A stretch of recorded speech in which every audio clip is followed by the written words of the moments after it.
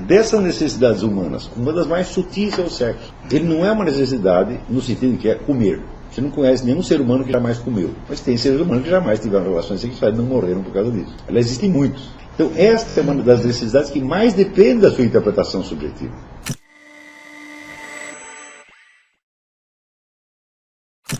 Então, nós estamos tentando achar aqui onde é que termina o elemento extrapsíquico, onde começa o elemento psíquico. Então, você vê que ele começa muito abaixo do que você estava imaginando. Porque nós estávamos pensando toda a coleção dos nossos impulsos como elementos físicos, né, que estão presentes já determinando a nossa conduta fora do nosso campo de escolha. E pior, estamos localizando aí todo o campo do inconsciente. Digo, olha, se não existe sequer impulsos, quanto mais vai existir impulsos inconscientes. Impulso inconsciente é impulso que eu não sei que tenho. Como é que eu vou atender essa porcaria? Então, você vê que o mundo da psicologia se torna muito complicado por causa dessas fantasmagorias. Quer dizer, em vez de você reduzir as coisas aos elementos simples e materialmente existentes, você pega compostos e trata como se fossem compostos psíquicos e trata como se fossem coisas. Como se fossem entidades realmente existentes. Então, o impulso é o que nós chamamos de impulso é o resultado de uma necessidade física interpretada pela psique de uma certa maneira e transformada num motivo de conduta. Essa conduta ela pode ser tão repetitiva que você não saiba mais como voltar atrás. Quer dizer, você não sabe o código para você separar a mera necessidade física do símbolo que a valoriza. Então você não sabe como voltar atrás e por isso mesmo você diz que aquilo é compulsivo, mas não é compulsivo na sua origem. Foi tornado compulsivo por esquecimento dos mecanismos que o causaram. Como vícios? Como se fosse um vício. Mas não é necessariamente um vício, é? Você vai se drogando produção. Os vícios funcionam assim, mas não são só os vícios que funcionam assim. Muita coisa funciona assim. Está entendendo? Muito da conduta humana é assim. O sujeito não sabe mais como mudar aquela conduta e por isso mesmo ele diz que ela é compulsiva, que é irresistível, que não depende dele. Mas não depende dele por quê? Porque ele esqueceu o código.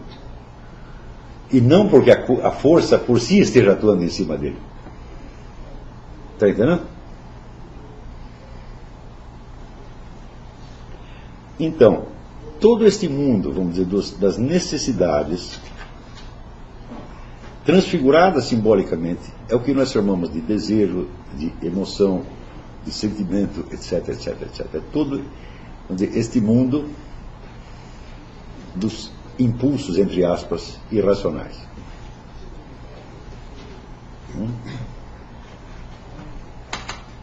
Então, na verdade, eles são perfeitamente racionais, porque você pode fazer uma equação entre a força da necessidade e o valor do símbolo que a expressa. E daí você terá a intensidade do desejo, a intensidade do temor, a intensidade da emoção, etc, etc. Há uma equação, materialmente nós não podemos calcular, mas sabemos que tem uma estrutura, a estrutura de uma proporção. Está entendendo?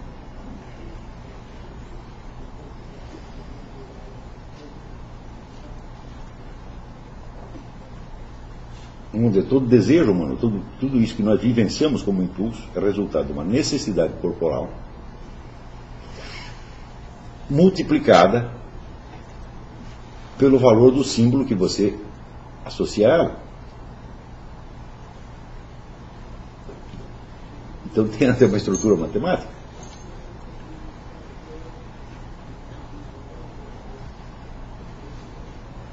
Por exemplo, o comer.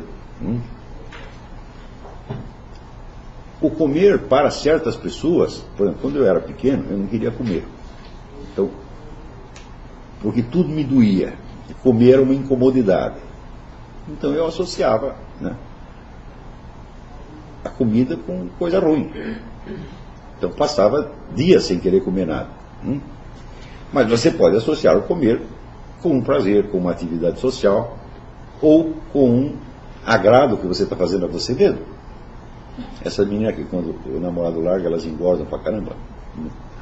Não larga a geladeira o dia inteiro, né?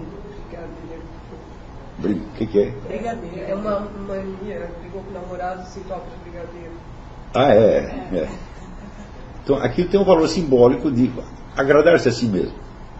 Já que ele não me dá os carinhos que eu quero, eu dou, sob a forma de comida. O que isso tem a ver com a comida propriamente dita? Nada. O que isso tem a ver com a fome? Nada, é inteiramente subjetivo. Tanto que uma pessoa pode interpretar a fome de uma maneira e outra pode interpretar da maneira contrária. Não é isso? Eu me lembro assim, eu tinha muito problema de respiração de garganta, então engolir as coisas era um suplício para mim. Eu fui começar a gostar de comida muito mais tarde.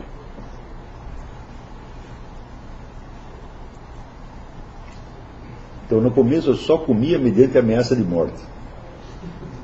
Meu pai sentava com uma cinta do meu lado e falava, come, desgraçado. Ele não batia, mas ficava só com a cinta ali olhando. Eu comia até o fim. Se não fosse isso, eu teria morrido.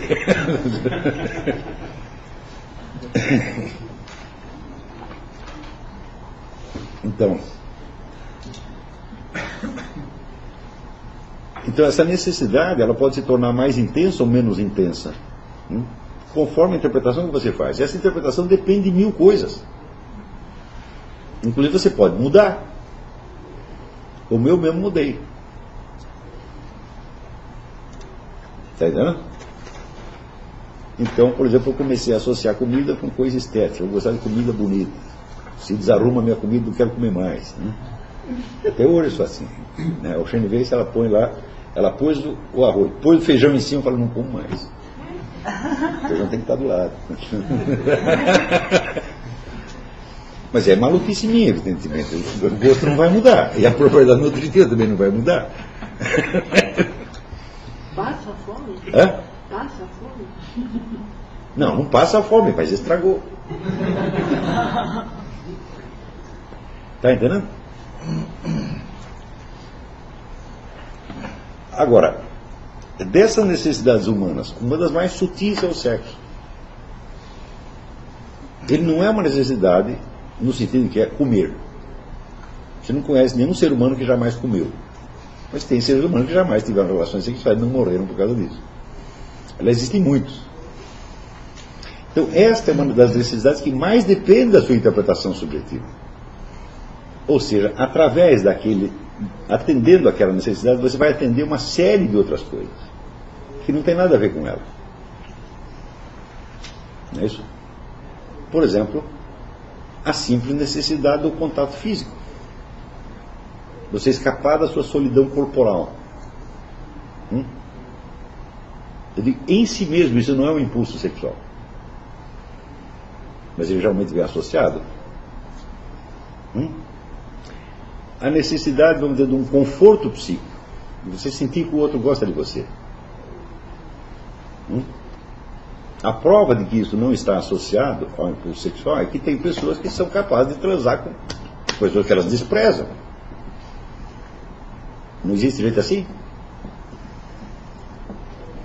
Está querendo que aquela pessoa a ame? Que nada. Se amar, que daí vai estragar tudo, entendeu? Então, isso quer dizer que a interpretação que você faz da sua necessidade sexual é um negócio tremendamente elástico. Agora, a partir da hora que você criou aqueles esquemas interpretativos todos, você não lembra mais como você montou aquele negócio. E é difícil desmontar. Está entendendo? É por isso que o impulso sexual pode ser associado, a necessidade sexual pode ser associada a qualquer coisa.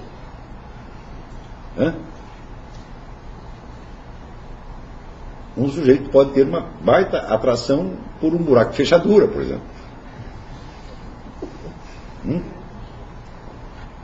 Outro dia eu estava lendo a história do diplomata russo, cuja carreira foi destruída quando, num país do Oriente qualquer, divulgaram fotos da mulher dele transando com um cachorro. Acabou a carreira do sujeito. Então ela devia achar aquele cachorro. O cachorro tinha um tremendo sex appeal. Não é isso? Então, todo o mundo do que nós chamamos de perversão sexual, né, só existe por causa disso. Se o impulso sexual viesse diretamente com o sinal do objeto que o atende, isso não poderia acontecer. Como vem, por exemplo, a necessidade de respirar. Nenhum de nós respira nada a não ser ar. Não é assim? A não ser se a câmara que cheira, cola. Tá. Mas eles não vão fazer isso permanentemente. Está entendendo? Então, é por isso que nós dizemos que essas condutas têm um elemento psíquico. Porque há esse elemento de flexibilidade, e essa flexibilidade está associada à história do indivíduo. É ao longo da sua história que ele vai fazendo suas escolhas, né, e ao mesmo tempo apagando a pista das escolhas. Então, consolidando certas escolhas como rotineiras, até o ponto de que ele se reconhece nelas, e ele conta forma um eu e conta a sua própria história e diz: eu sou assim.